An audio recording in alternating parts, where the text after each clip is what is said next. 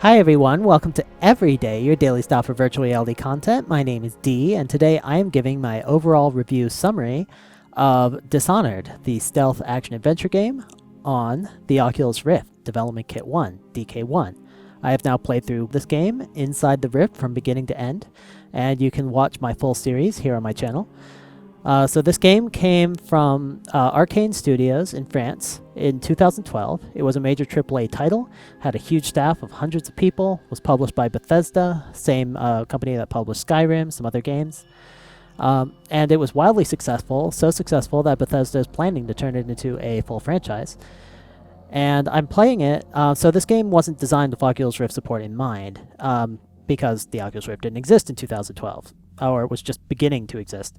So I'm using a third-party tool, a third-party commercial tool called vorpX, which is, we call it an injector or an injection tool, and there are a few of these. And what they do is they basically hook into a classic title like this one, and they modify the way it works so that it shows two views on the screen for your left and right eye, and so you can play it inside the Oculus Rift, and it'll also map the head movement of the Oculus Rift to mouse movement on the screen. Now there are a couple other tools like this. There's VRAO, which I know for a fact also has Dishonored support, and I haven't tried it though. And there's TriDef 3D, and I don't know whether TriDef 3D supports Dishonored at this time. So a lot of people ask me, why would you play Dishonored on the Oculus Rift when it wasn't designed for virtual reality, and there are lots of other experiences that are designed for virtual reality? Wouldn't those be better to play? And the short answer is that this is a AAA title, and it has a massive investment going into professional quality models and animations and voice acting and scenery, and that really shows, and I think it really adds a lot to the experience. In particular, it has a lot of playtime. My playthrough on my channel alone was 18 hours, about 38 parts, 38 episodes, and that was, it was my first playthrough, so I was figuring a lot of things out, but at the same time, it was not an 100% playthrough, and there were tons of areas that I just altogether skipped or missed. I wasn't trying to go for low chaos, which means I was killing a lot of people, and it's preferable to try and not do that, but it takes more time to avoid doing that. And there's just a lot of things to collect. I didn't even begin to collect all of the paintings, all the bone relics. I don't think I was even using bone relics throughout the game. And so there's just so much more that you can do in this game each time that you play through it, and I think you can easily get as much as 60 hours or more out of just replaying this game and exploring all the things you didn't explore on previous playthroughs. In particular, the last mission has has two different versions depending on whether you complete the game with high chaos or low chaos, which again is based primarily on how many dudes you kill. And in every mission, there's usually kind of a fatal and a non-fatal route for your assassination targets, and those are both very different, and definitely worth exploring, both of those. I actually went back and played all the way through the low chaos route and didn't kill anybody in the whole game, and it's actually really interesting that you can kill literally 0 people in this whole game. That's not something you could say for a first-person shooter. Or conversely, you can kill pretty much everybody. The game doesn't actually stop you from killing your allies. You can kill them anytime you want to. If you kill them in the middle of the game, it will actually give you a non-standard game over and say the Loyalist conspiracy has been dissolved. So you can't actually get away with killing them at that time. But actually, near the end of the game, when you no longer have any use for them, you can just kill them indiscriminately. It doesn't even care.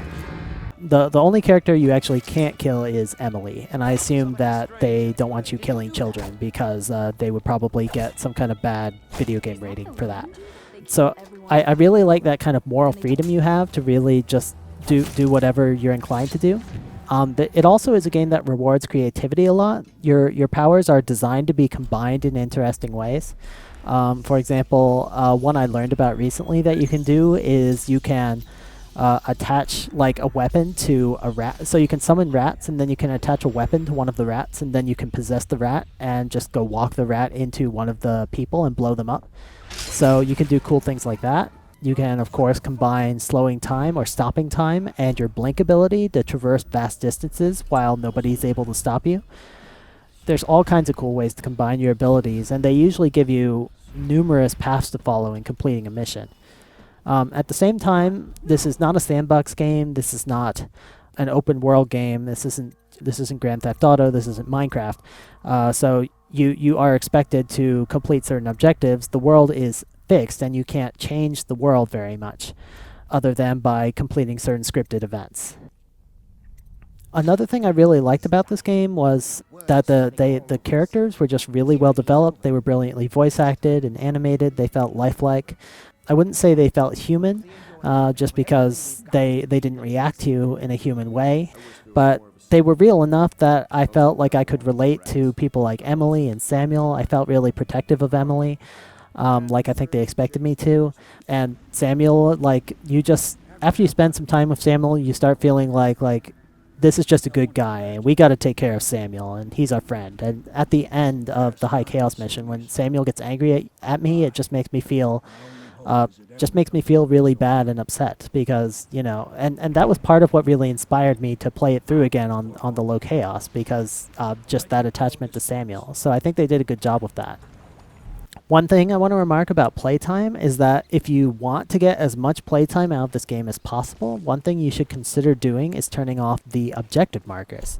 So objective markers tell you where your next objective is in the mission, and they point you directly to it. And pretty much all you have to do to complete most missions is follow your objective markers.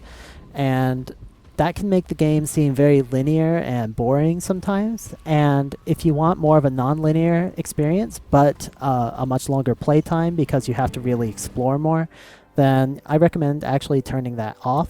I'm showing you here how to turn it off.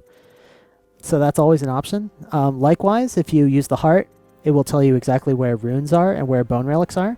I barely collected any bone relics in this game, but if you really want to make your life difficult, you can actually search for those without using the heart.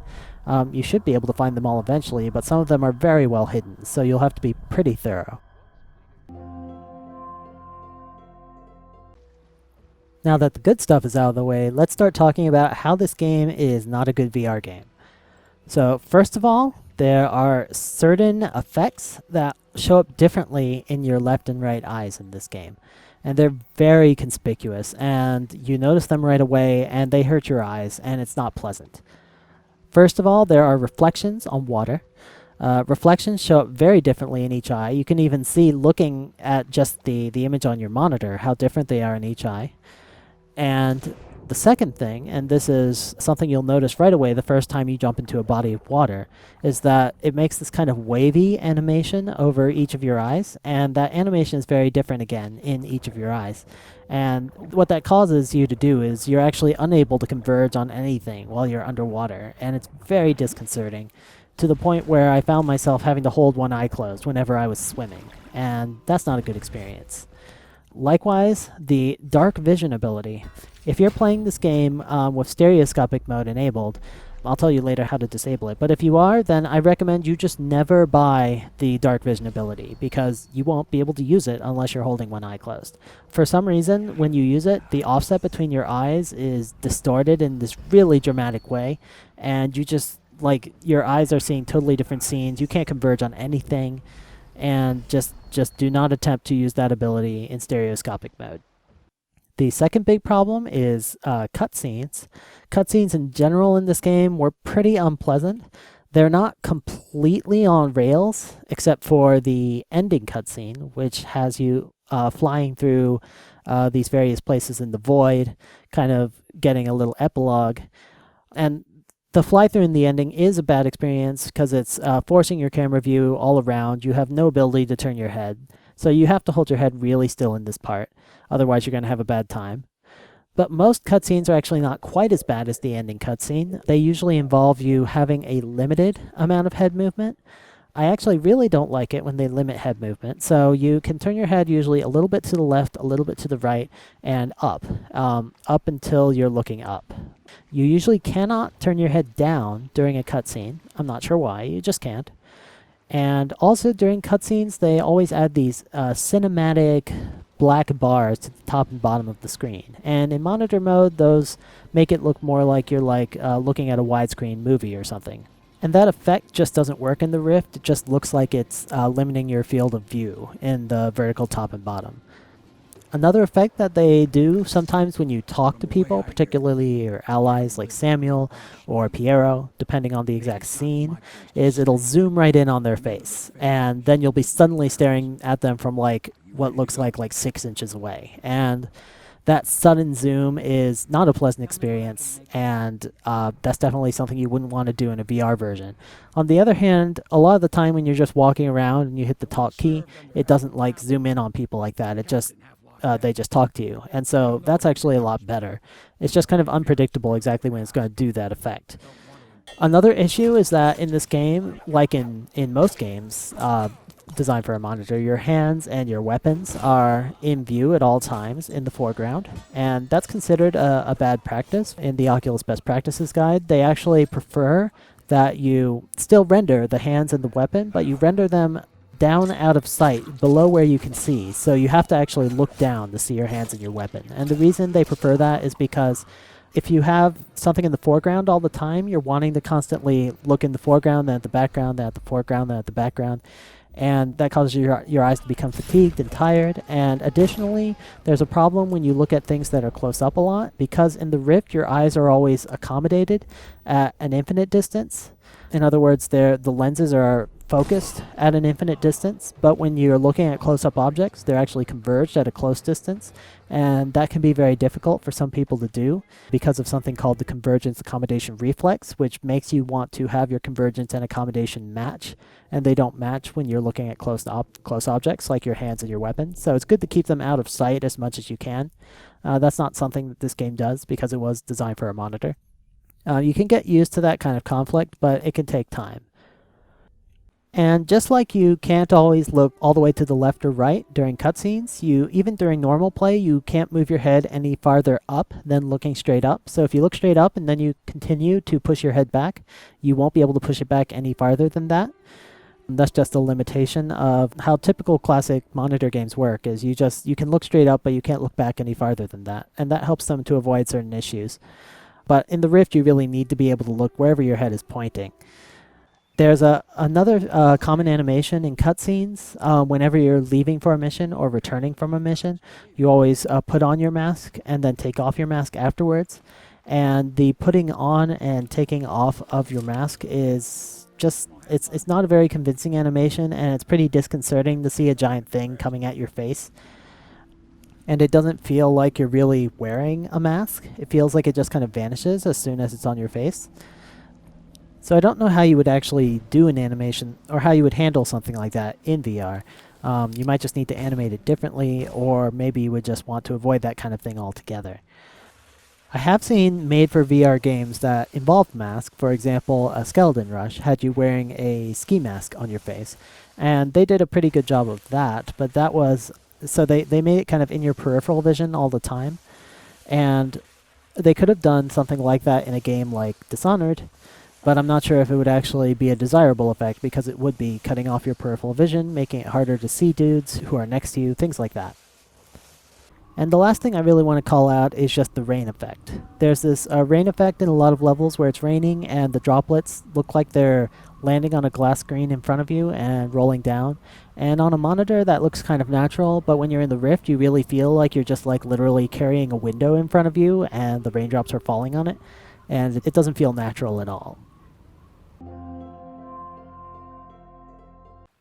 Finally, let's talk a little bit about performance, because often the performance of a game played on the Rift can be very different from its performance on a monitor. So I'm going to take one of the most demanding scenes in the game. This is a scene from the Hound Pits pub, the exterior area. You have a lot of effects going on here. You have particle effects for the smoke. You have the bloom and light rays effect for the sun. And there's just a lot of geometry in the scene. And these are all contributing to really bringing down my frame rate. This was the most demanding part of the entire game that I ever encountered. So I determined that there were two factors that affected frame rate more than anything else. Those two factors were, first of all, resolution, unsurprisingly. The lowest resolution you would want to play this on is 1280-800. That's the resolution of the Rift DK1. If you're playing it in a Rift DK1, then that would normally be the resolution you want to use. You can run it at higher resolutions to get a little bit better anti-aliasing, but other than that, you're not going to get a strong benefit from it. 1920 1200 is a resolution that roughly simulates the kind of performance you would get from the Oculus Rift DK2. And 2560 1600 is a resolution that roughly simulates the performance you can expect to get on the Oculus Rift consumer version, which is expected to have a 1440p display.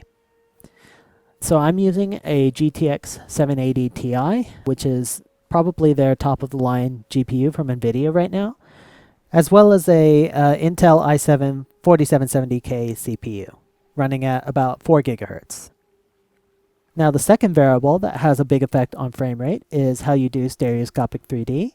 Stereoscopic 3D means that your left and right eyes have a slightly different view of the scene. This is a big part of how we see depth and shape in the real world. And it can add a lot to the experience, but it is very expensive. The default mode in vorpX for doing this is called Geometry 3D.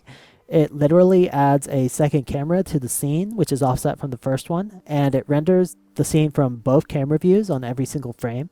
And this did in fact roughly halve my frame rate, so it was very expensive. But if your GPU can keep up, and my GPU could keep up at least up to DK2 resolution, 1920 1200, it does definitely improve the experience quite a bit. So definitely worth trying it just to see if you can make it. If you can't, then I recommend that you fall back to the no stereoscopy mode. So with no stereoscopy, that means that both the left and right eyes are seeing exactly the same image, and that image is rendered only once. And this allows you to roughly double your frame rate as compared to Geometry 3D mode. On the other hand, it does mean that you're not going to have any stereoscopy. Now that doesn't mean that you're not going to be able to perceive depth or perceive distance. You still have a lot of monocular cues that you can use to tell how far away things are, the same way that people with one eye can navigate around the real world. But it's not as good an experience. On the other hand, if you have stereoscopy disabled, it also helps to deal with a lot of the other VR issues I mentioned earlier. For example, how reflections show up differently in each eye, how swimming shows up differently in each eye, how dark vision shows up differently in each eye. So if you just turn off stereoscopy, all those effects suddenly work fine. And so that's another reason that you might want to turn that off, in addition to the performance reasons. I recommend that you try and maintain the highest frame rate that your HMD device can reach. On DK1, that's going to be 60 frames a second. And on DK2, that's going to be 75. So definitely try and keep that maxed out. And after that, if you can make the stereo 3D with that maxed out, then that's fine. If you can't, I recommend you switch to no stereoscopy mode. vorpX has two other modes, which are based on the Z buffer, and they have a lot of artifacts in this game. They don't look quite right in most scenes, so even though they are better performing than Geometry 3D mode, I really don't recommend you use them because the artifacts that they produce are just really distracting. Finally, if you're wondering if you can improve your frames per second in this game, either by turning down the graphics settings in-game or by turning down the graphics settings in your NVIDIA control panel, the short answer is no. It makes very little difference to frame rate and just makes your game look worse. So I don't recommend you even bother trying to turn those things down. Instead, stick with resolution and 3D stereoscopy mode as the main two things you want to play with. My overall conclusion with Dishonored is that if you want a game that has a lot of playtime, a lot of things to explore, if you want a game that's really richly produced and has a lot of good production values, this is a reasonably well-supported game to try. Especially if you're a fan of stealth games. I haven't tried any other stealth games on the Rift, but this is one of the only ones that I know is reasonably well supported. So fans of the genre should definitely give it a look. Like I said earlier, if you can't keep up the maximum frame rate in this game, and it is a challenge even with a top GPU to keep up the maximum frame rate, then I recommend you switch to no stereoscopy mode in vorpX. It is still a great experience without stereoscopy. And additionally, it eliminates a lot of those really disturbing effects that you only see in one eye. Finally, keep in mind that although I have played a lot of VR content, and so I rarely get simulation sickness or VR sickness anymore, other people definitely will have problems with VR sickness in this game, I'm sure of it, especially in cutscenes where they force your head to move around. where they don't allow you to move with a full range of movement, especially when they zoom you in on people's faces with those disturbing effects in one eye. Those things are going to make people sick for sure. So if you're someone who's prone to VR sickness, either be very careful around those parts, consider closing your eyes, or just stick to experiences which were designed for VR, which are a lot less likely to cause any kind of adverse reaction. Thanks everybody for watching my review. Remember, this is just a summary of my experience, and I did a complete Let's Play playthrough of the whole thing. If you want to check that out, it's on my channel. Here is a link to the first episode where I start out on my glorious mission. It's a totally blind Let's Play. I'd never played this game before on the monitor or anywhere else. I will soon be starting up my next Let's Play, which will most likely be a playthrough of Legend of Zelda The Wind Waker, being played on an emulator on my PC, and again using an injector like vorpX or Trident 3D to allow me to view it inside the Oculus Rift. So if you're excited for that, subscribe and stick around, and the first video will be coming pretty soon. That's all for today, and I hope you enjoyed this review, and everybody have a great every day.